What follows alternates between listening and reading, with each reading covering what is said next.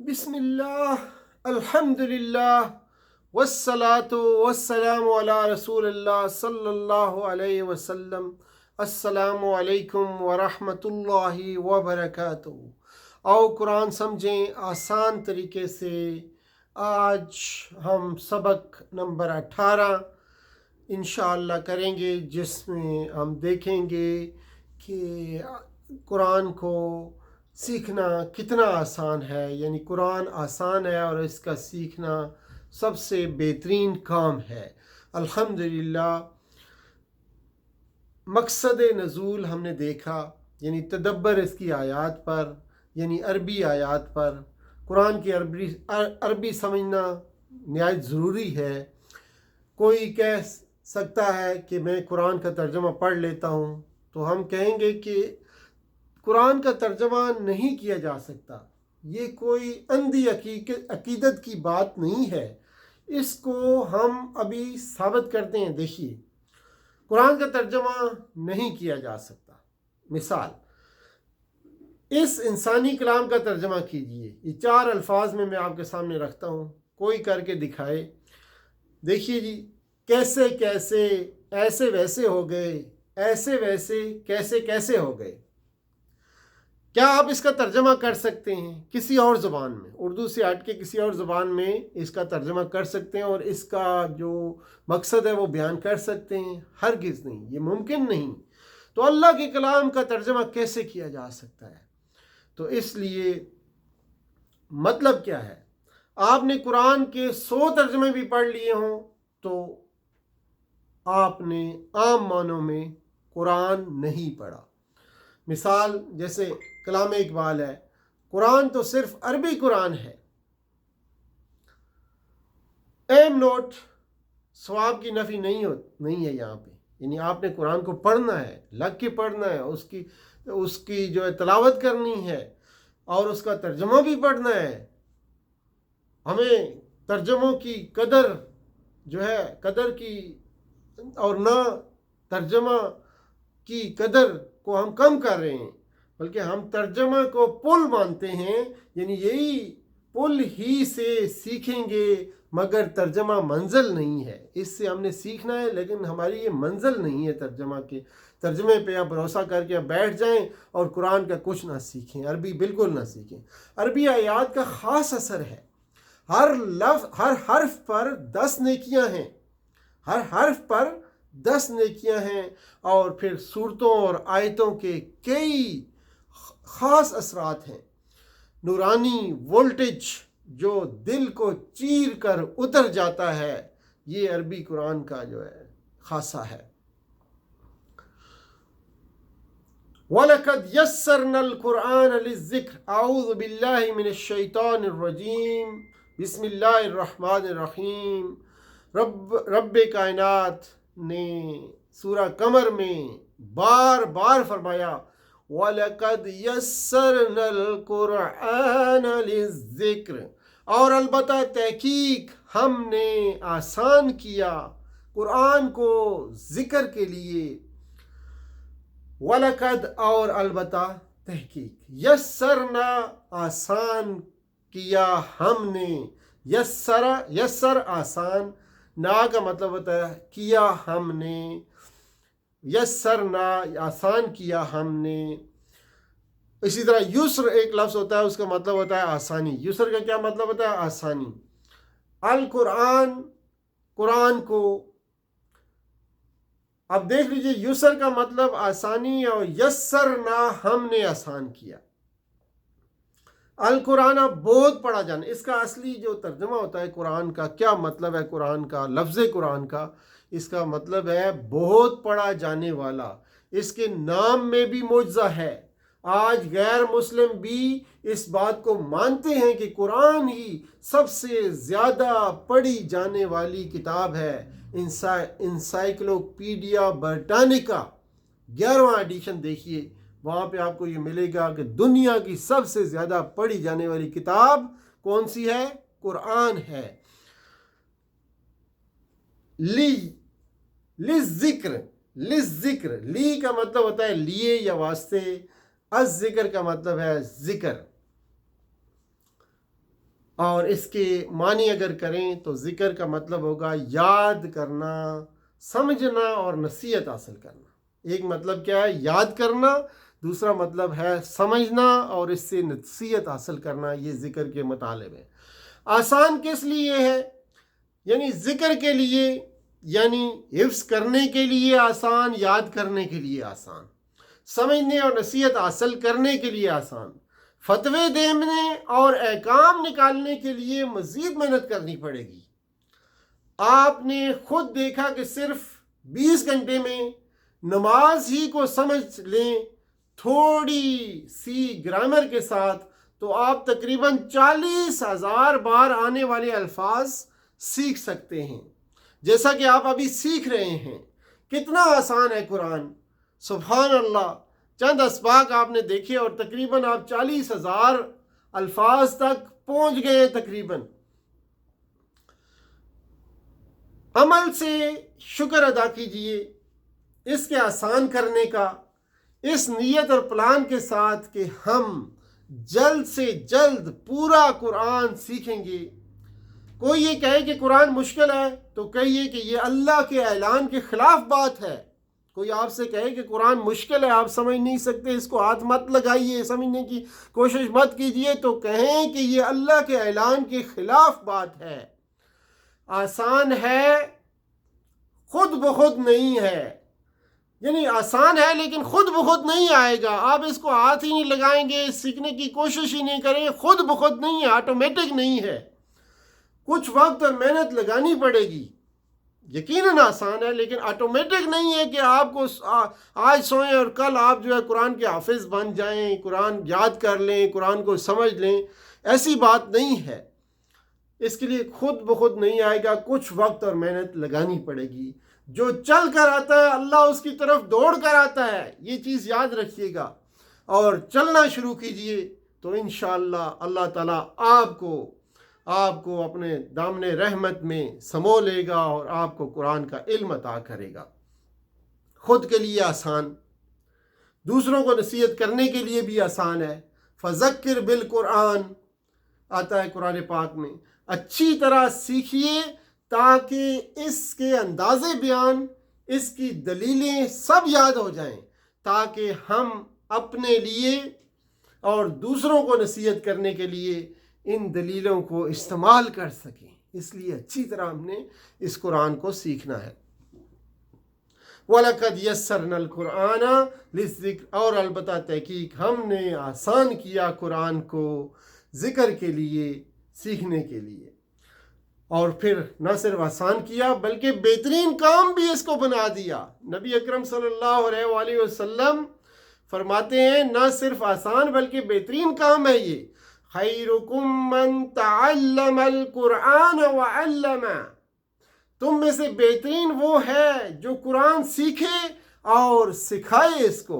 بخاری کی یہ حدیث ہے اور صحیح حدیث ہے۔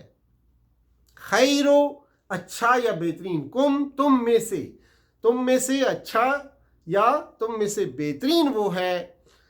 خیرکم تم میں سے بہترین، من جو، من کا مطلب یہاں پہ ہوگا جو، تعلم ہوتا ہے سیکھا، جس نے سیکھا، تعلم جس نے سیکھا، یعنی تعلم القرآن جو قرآن سیکھے، اور علامہ کا مطلب ہوتا ہے سکھایا۔ تعلم سیکھا، سیکھنے میں زیادہ محنت کی ضرورت ہوتی ہے، اس لیے تا فالتو لگا ہوا ہے یہاں پہ، یہ اس طرح سے سمجھیں اس کو کہ تا فالتو لگا ہوا ہے، تعلم تو سیکھا، سیکھنے میں زیادہ محنت کی ضرورت ہے، سکھایا کم محنت کی ضرورت، علامہ صرف رہ گیا، علامہ جس نے سیکھا اور سکھایا۔ تعلم 2 بار اور علامہ 14 بار قرآن پاک میں آیا ہوا ہے یہ لفظ جو ہے۔ وَعَلَّمَ اور سکھایا اس کو۔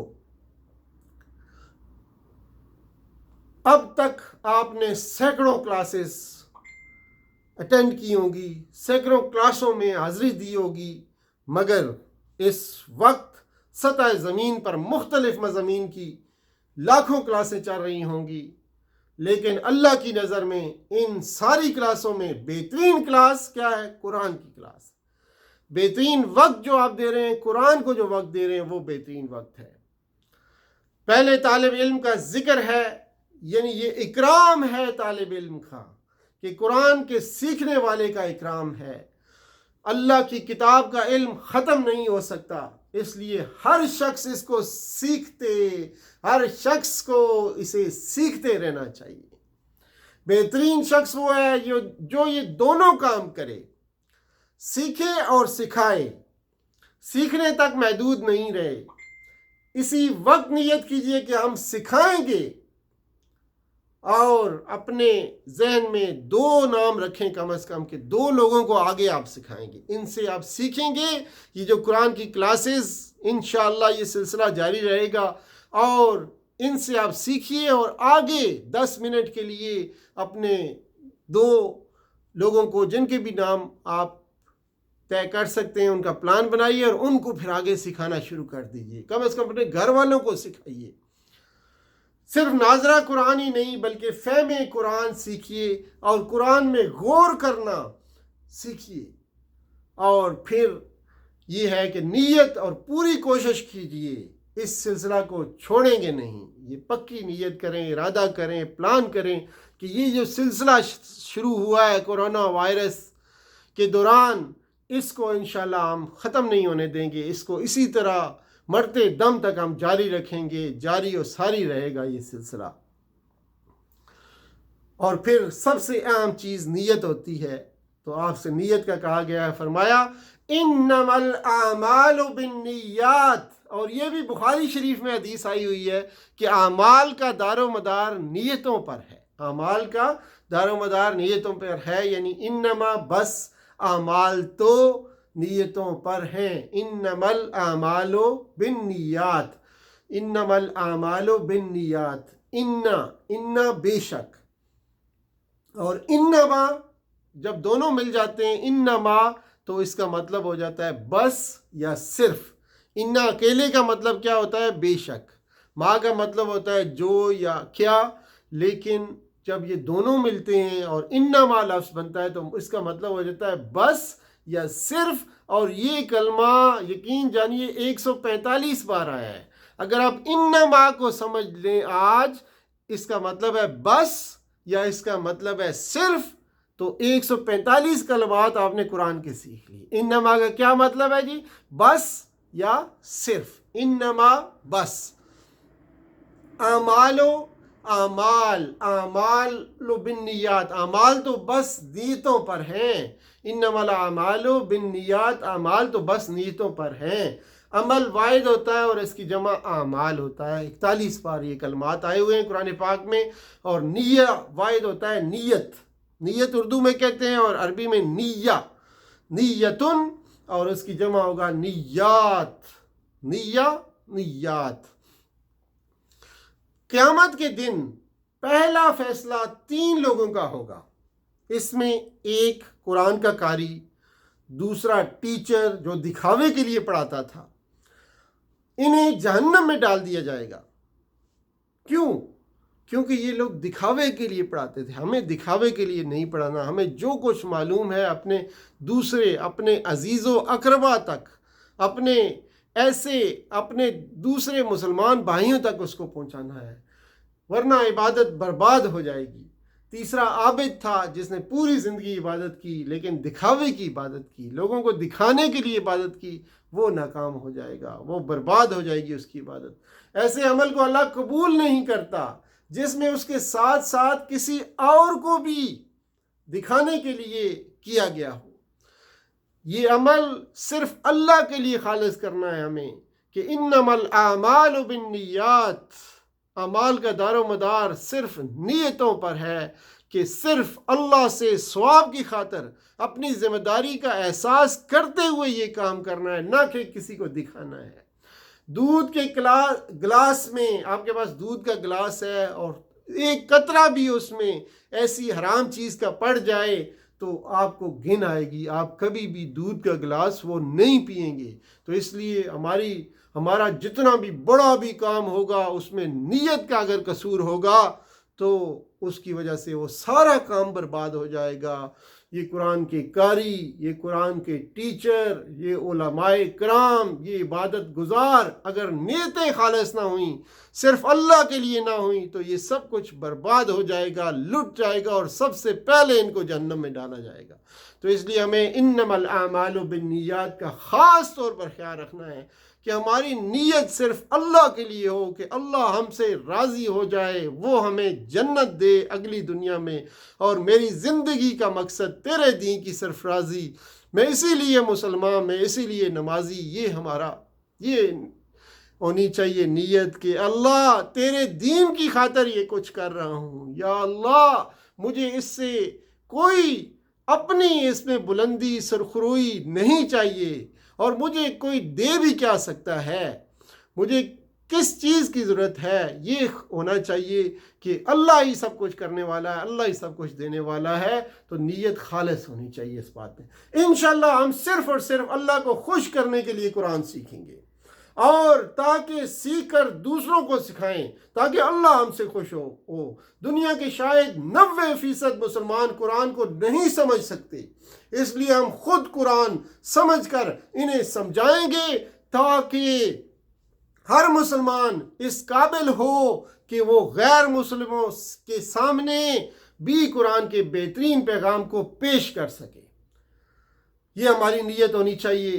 اور دیکھیے ایک فرق آپ کے سامنے رکھوں گا انا اور انما میں۔ ان کا مطلب ہوتا ہے اگر، اور اگر اس کا جملہ دیکھنا ہے تو آپ کو لفظ ملے گا انشاءاللہ۔ انشاءاللہ یعنی اگر اللہ نے چاہا۔ انا کا مطلب ہوتا ہے بے شک۔ اس کے لیے آپ دیکھیے جملہ دیکھیے، ان اللہ مع الصابرین، بے شک اللہ صبر کرنے والوں کے ساتھ ہے۔ انما کا مطلب ہوتا ہے صرف، یعنی انما الاعمال بالنیات، اعمال کا دار و مدار نیتوں پر ہے۔ اور یہ تین کلمات ان، اگر، انا بے شک، انما صرف، یہ قرآن پاک میں 2000 سے زیادہ بار آئے ہوئے ہیں۔ تو کیا معنی ہوگا جی؟ ان کا مطلب اگر، انا کا مطلب بے شک، انما کا مطلب صرف۔ اگر یہ تین لفظ آپ سیکھ گئے آج، تو گویا کہ آپ نے 2000 سے زیادہ الفاظ قرآن پاک کے آج آپ نے سیکھ لیا۔ آپ کو مبارک ہو اس بات کی۔ یہیں پہ ہمارا آج کا مطالعہ ختم ہوتا ہے۔ اللہ سے دعا ہے کہ وہ ہمیں قرآن پڑھنے، سمجھنے، غور کرنے، عمل کرنے، پھیلانے، یاد کرنے کی توفیق عطا فرمائے۔ سبحان اللہ و بحمدہ، سبحانک اللہم و بحمدک، نشہد ان لا الہ الا انت، نستغفرک و نتوب الیک، والصلاة والسلام علی رسول اللہ صلی اللہ علیہ وسلم، والسلام علیکم ورحمۃ اللہ وبرکاتہ۔